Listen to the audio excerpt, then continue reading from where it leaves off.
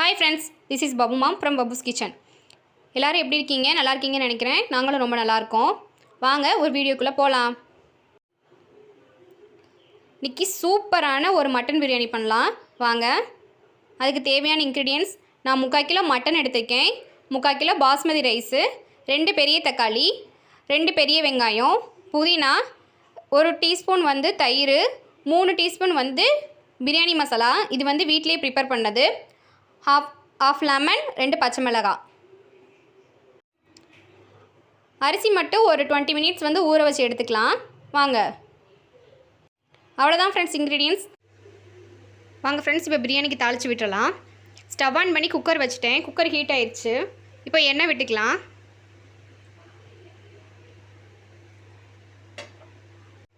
இப்போ எண்ணெய் ஹீட் ஆயிடுச்சு.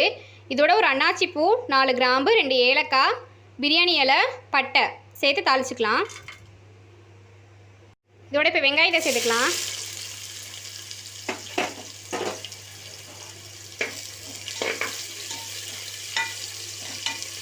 நல்லா வதக்கி விட்டுக்கோங்க, கலர் சேஞ்ச் ஆகிற அளவுக்கு. பச்சை மிளகாய் சேர்த்துக்கலாம். இஞ்சி பூண்டு விழுது சேர்த்துக்கலாம்.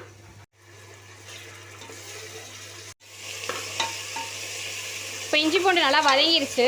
இதோட தக்காளி சேர்த்துக்கலாம்.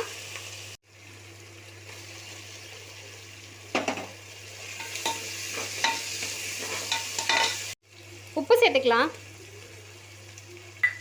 தக்காளி வதக்கட்டும். உப்பு போட்டால் சீக்கிரம் வதங்கிரும்.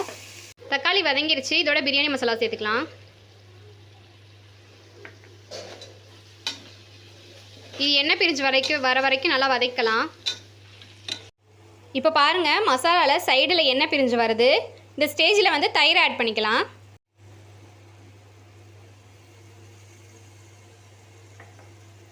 ஒரு தடவை நல்லா மிக்ஸ் பண்ணிக்கோங்க. ஒரு நிமிஷம் மட்டும் அப்படியே இருக்கட்டும்.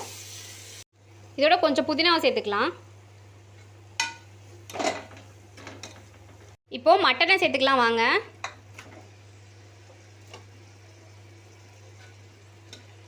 இதோட தடவை நல்லா மிக்ஸ் பண்ணிக்கோங்க.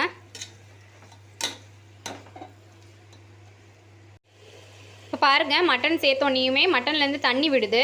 இந்த தண்ணி வத்துற அளவு மட்டும் ஒரு 5 நிமிஷம் மட்டன் அப்படியே இருக்கட்டும். தண்ணி வத்துனதுக்கப்புறம் நம்ம அரிசியை சேர்த்துக்கலாம். இப்போ தண்ணியை ஊற்றிக்கலாம்.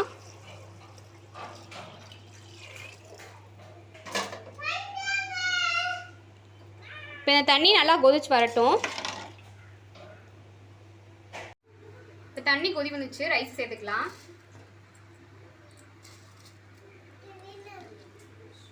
எனக்கு 3.5 கிளாஸ் அரிசி வந்தது.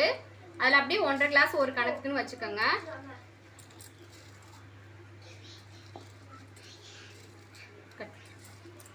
அரிசி போட்டாச்சு. இப்போ அரிசி போட்டு ஒரு கொதி வரட்டும். கொதி வந்தோடனே நம்ம விசில் போட்டுடலாம். இப்போ அரிசி போட்டு ஒரு கொதி வந்துருச்சு. இப்போ புதினா இலையை கடைசியாக சேர்த்துக்கலாம். அவ்வளோதான் ஃப்ரெண்ட்ஸ். ஒரு லிட்டு போட்டு 2 விசில் வரட்டும்.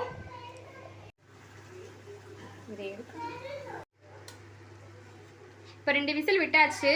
இப்போ பிரியாணியை உடச்சு விட்டுக்கலாம். வாங்க.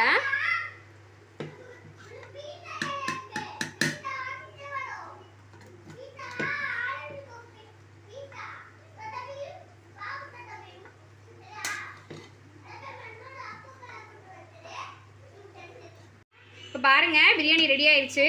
அரிசி ஒன்றுக்கு ஒன்று ஒட்டலை. அவ்வளோதான் ஃப்ரெண்ட்ஸ், பிரியாணி ரெடி. நீங்களும் உங்கள் வீட்டில் இந்த மாதிரி ட்ரை பண்ணி பாருங்கள். தேங்க்யூ ஃபார் வாட்சிங். லைக் பண்ணி, ஷேர் பண்ணி, சப்ஸ்கிரைப் பண்ணி, கமெண்ட் பண்ணுங்கள்.